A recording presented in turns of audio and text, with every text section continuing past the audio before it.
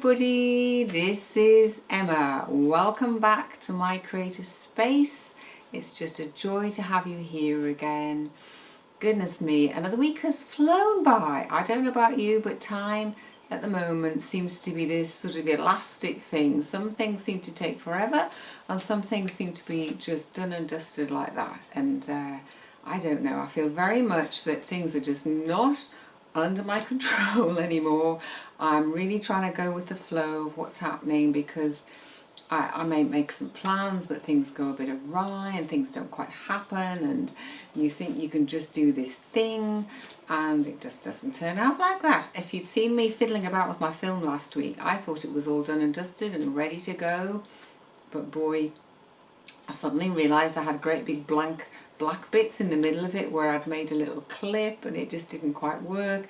So I ended up sort of redoing it 2 or 3 times. It was just hilarious. So if it was a bit late up last week, later than I usually put it up, I apologise for that. But yeah, it was just really weird. And the more I looked at it and every time I checked it, it kind of went, oh, there's another big gap. Mind the gap. So that was a bit of fun, and I just had to stay patient and just go, oh well, it'll go up, there's no rush. And I feel more and more that's it. That's the thing about time, is there is no rush. Yes, there's appointments, yes, there's things that need to get done, but I can't push and shove anything now. It's just going to happen when it happens. I'm waiting patiently. I know there's something big coming down the chute for me, as it were, a big change that's going to be happening in my life. It's going to be a good change. I've mentioned it before, and it involves me moving my creative space to another room, but it's not happening just yet, and it's not in my control. It's like more and more things are just not in my control, and I'm just learning to be okay with that, and learning to just go with the flow and say, oh well, it'll happen when it happens. It's not always comfortable, is it, when you don't think you're in control of something, but there we go. It's been an interesting few months. Lots of things have been happening, and I know across the planet there's lots of difficult things happening for people, some very difficult things, so I'm very grateful yet again that I'm here in this peaceful place, and I hope that the peace that I enjoy here somehow goes out into the world. The more I appreciate what I have, the smallest of things brings me joy these days. It can be a tiny little thing, it can be a flower opening up, or just, I don't know, wearing clean clothes, having a washing machine that washes my clothes for me, and I fold them and I put them away and I enjoy folding them. Yes, I have watched Marie Kondo. Who hasn't watched Marie Kondo? I learned to fold clothes. We actually got rid of our wardrobes. We no longer have wardrobes. We have sort of several little cupboards, including one that's like a cupboard in the wall. We've got a couple of sort of cupboards in the wall because it's a funny old house that I live in. And we made the use of what space we had, and suddenly we have this really big bedroom because it's not full of wardrobes. And in fact, I'll let you into a secret, the woodworm got to the wardrobes before we did. I've been looking at these wardrobes for ages. They weren't mine, they were second-hand to me, and I've been thinking, oh, shall I paint them, shall I do this, shall I do that? But no, the woodworm got to them first, and we had to get rid of them, which was brilliant. And it made us look at our clothes, it made us look at what we had, what we needed. And now I fold clothes, and I have to say, I get a lot of pleasure from folding my clothes. There's something about a nice pile of clean folded clothes in a stack, and yeah, so little things are giving me a lot of pleasure, including this piece. And I will, again, I thought this piece was going to be, you know, a 5-minute job. I would just slap a bit of fabric on, I'll just fiddle about here and it would be done. And it's not. It's taken me several weeks to feel my way into it, to fiddle around with it. I've let it evolve, I've let it change, I've let it grow. I haven't been in control of it. Yes, I've put my input into it, but my intuition and the fabrics and the actual piece itself have sort of guided me, and that's been wonderful. I've created this thing that's just changed and changed and changed. So we'll see where we're going to get with it today. How it's going to end up, we're not quite sure yet, because we're not at the end, are we? So please come and join me. We're going to sit down at my table and get the piece out and have a little look and see where it's going today. So this is the lovely thing about using a tearaway stabilizer, is you can just tear it away. As long as you cut the threads as well. So each of these can just be split from the other one.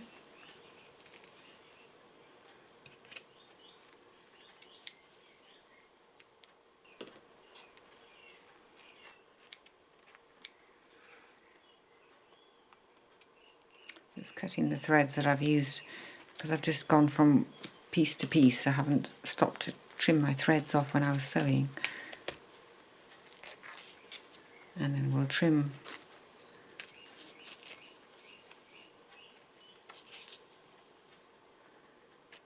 it's all part of the process.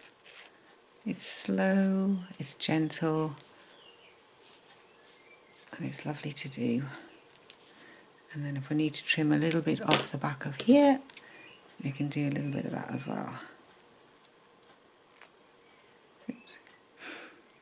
That one's got a bit misshapen, so I can, again, I could add more fabrics onto here if I want to. There we go, just trim that up a little bit.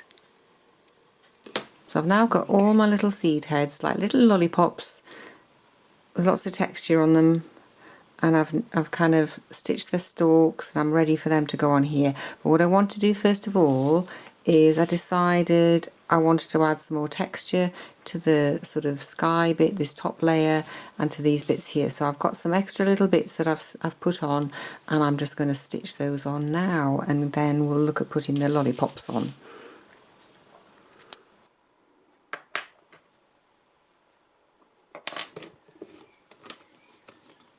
Just choosing some colours. Too dark, I think, that one.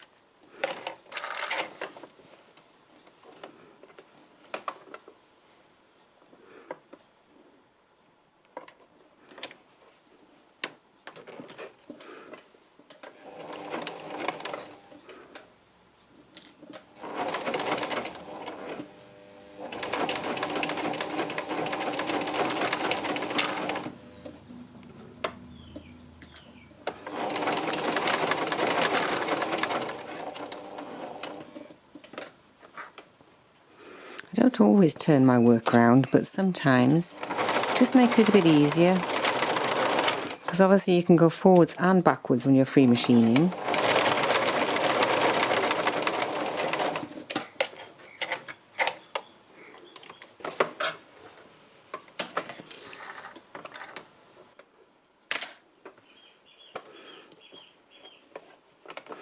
Right, so I need a bit of colour for down this bit here now, a different coloured thread. What colour thread shall I use for here? I need this sort of darkish brownish colour. I think that would probably do.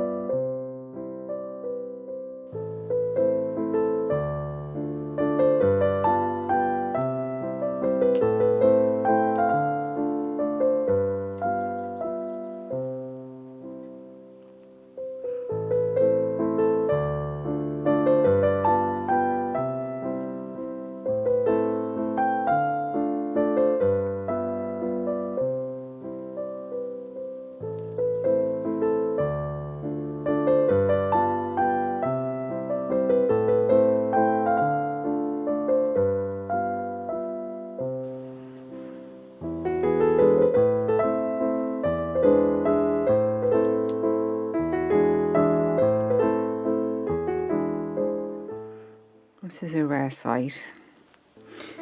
Me hand stitching.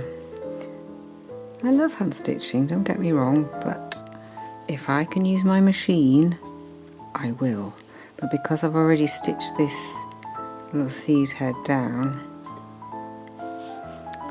I need to stitch it by hand basically. So I'm just gonna quietly just attach it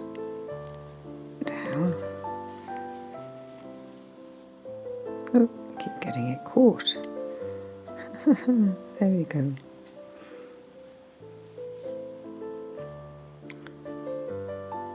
Patience is a virtue. Okay, so here we are. I finally got my little seed heads stitched down more or less where I want them. It was a bit of a fiddle. I kept changing my mind. Honestly, I arranged them about 400 times before I decided I would just put them on and that would be it. So they're all quite loose because I wanted them to have this feeling that they're not, you know, stitched hard down. So there's a little bit of flexibility, a little bit of movement.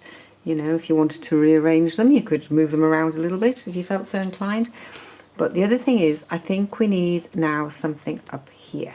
And I was thinking how my little house in my last piece just gave us something up here. I mean, you could put a tree in, you know, you could have a sunset going on or something. It definitely needs something in this area here just to bring it all together. So I have created a little sort of housey shape again.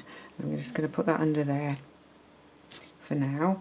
And then I got some really radical colours. Okay, this is some radical colours here coming out.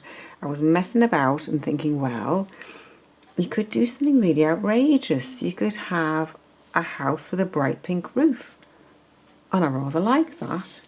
And then I've got various other shades. I've got a sort of a slightly darker, more purpley shade, and I've also got some sort of pinky lacy stuff to put on top. And I thought, oh, do you know what? I rather like that. It's just a little bit different. But when I think about it, I look at it and I think, I don't know what you think, but it makes you look at the house rather than the whole thing. I don't know. I love the colours together. So I'm just going to try and show you something different and see what you think of this. So I've got threads everywhere. So I'm thinking actually maybe going for these sort of autumnal kind of feeling with it, which is putting a piece of orangey stuff down, which instantly kind of tones it down, makes it more cohesive, makes it more of a whole. And I thought, well, if I put some of this, I love this stuff, I love this lacy stuff, if I pop that on there, ta-da, I feel as though that pulls the whole thing together, because we've got some similar tonal things going on down here, and it kind of pulls the background and the foreground together and makes it sit harmoniously together. So I'm going to stitch that down. I hope you'll agree with me, and if you don't, well, that's absolutely fine. If you think we should really be going for the lurid purpley ones, maybe I'll use that on something else. Maybe I'm just getting more and more daring with my colours.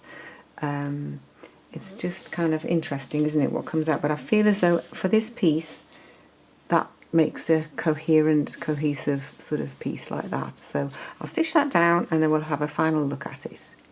Well, so there we go. What a difference from my starting point of a tired old landscape that I'd really gone off, wasn't floating my boat, and look what's happened. We've created this piece that for me is just full of energy.